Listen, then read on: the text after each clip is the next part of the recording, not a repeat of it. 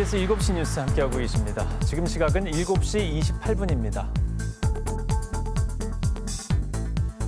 지난주에 내륙 지역과 산간 지방을 중심으로 많은 비가 내렸습니다. 피해도 많이 발생했는데요. 여름철에 이렇게 비가 많이 내리는 것은 오래된 일이지만 극한 호우가 쏟아지는 것은 최근 몇 년 사이의 변화입니다.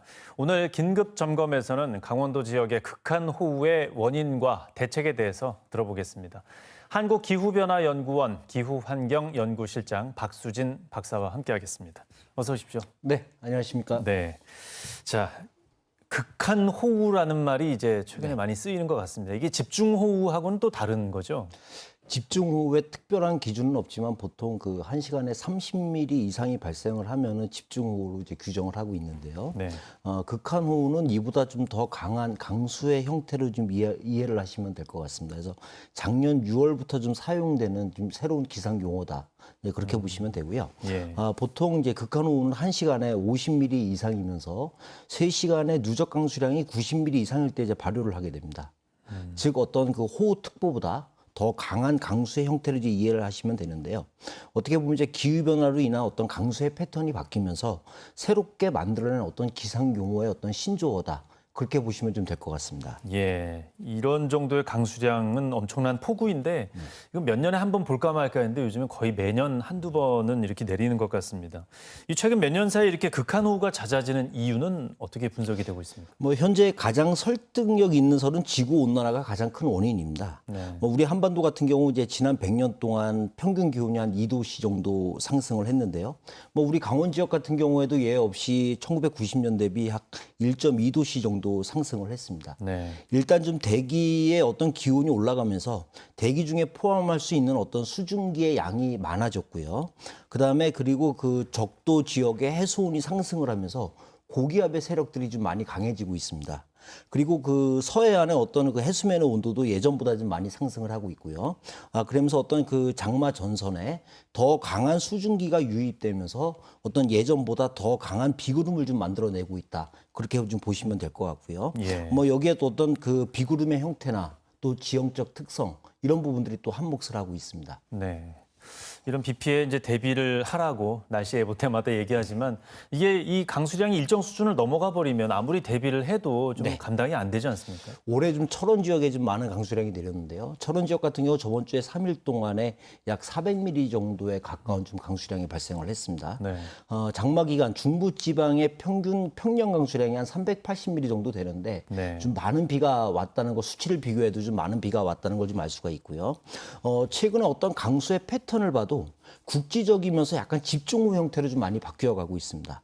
대표적으로 좀 가장 많이 나타나는 좀 피해들을 좀 보면은요, 이 토양에는 공국률이라는 게 있는데 최근 어떤 강수량이나 그다음에 선행 강수 일수가 길어지게 되면서 수분의 포화도가 높아지기 때문에 산사태나 토성류, 그다음에 지반 침하 같은 피해를 좀 들 수 있고요. 예. 그다음에 이제 그 다음으로 이제 도시의 개발로 인해서 최근 좀 불투수층들이 좀 많이 증가를 하고 있습니다. 이렇게 되면 이제 유출 개수가 이제 커지게 되는데 도심 지역 같은 경우는 이제 하천에 배제가 못 되기 때문에 어떤 그 침수 이런 걸 들 수가 있습니다. 그리고 우리 강원 지역 같은 경우 좀 하천을 보면은 대부분의 강원 지역의 하천들은 어떤 그 사행 하천의 형태를 좀 보이고 있습니다. 예. 그렇게 되면은 어떤 그 수충부의 어떤 제방 유실로 인해서 하천 범람으로 인해서 어떤 하천 인근의 어떤 그 주택의 침수 이런 부분들이 좀 들 수가 있습니다. 예, 그러니까 땅이 감당할 수 있는 범위를 넘어가는 이 비가 그쵸? 네. 계속 점점 더 많이 내리고 있습니다. 그런 만큼 또 현재 재난 대책으로는 감당하기 어려운 부분이 좀 많다는 지적이 있는데 이 부분에 대해서는 어떻게 보십니까?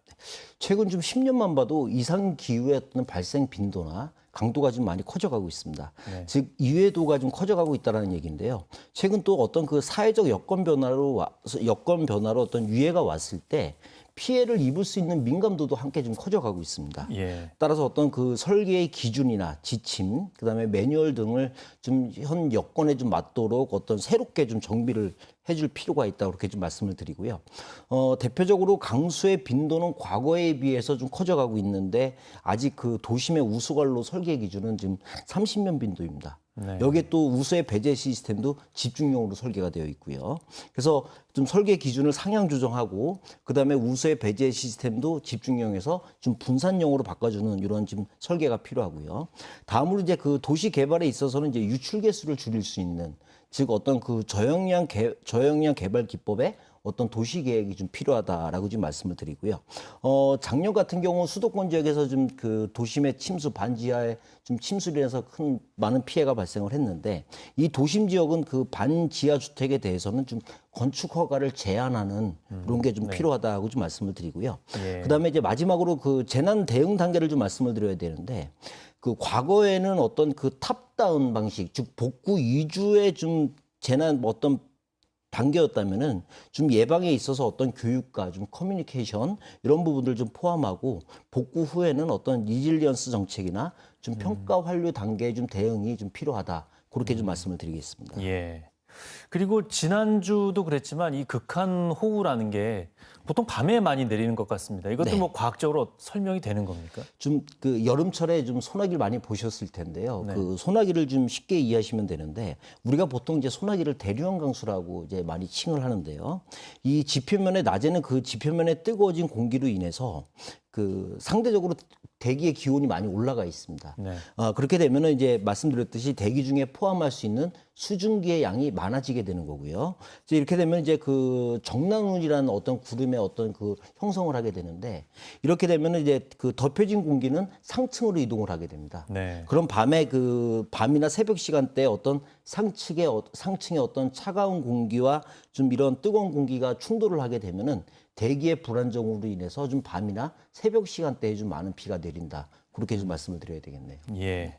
또 이렇게 장마철이 끝나고 나면 또 폭염의 열대야에 또 고생스러운 시기가 오지 않습니까? 네. 이것도 어떻게 좀 설명을 할 수가 이게 뭐 어떤 과학적으로 설명이 되는 겁니까? 보통 장마가 끝나면 북측에 있는 차가운 기단, 우리가 오츠케 기단이라고 하는데 네. 이런 북측에 있는 차가운 기단들이 좀 세력이 많이 약해지게 되고요. 반대로 남측에 있는 따뜻한 기단, 즉 북태평양 고기압이라고 하는데 이런 기압들이 확장을 하면서 이제 본격적인 좀 폭염이 찾아오게 됩니다. 네.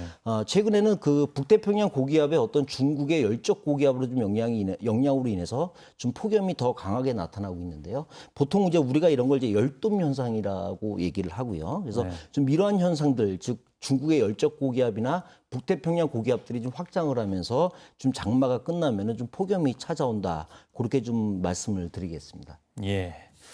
네, 좀 뭐 날씨가 좀 걱정스러운데요. 또 지켜봐야 네. 되겠습니다. 네, 오늘 설명 잘 들었습니다. 네, 고맙습니다. 고맙습니다.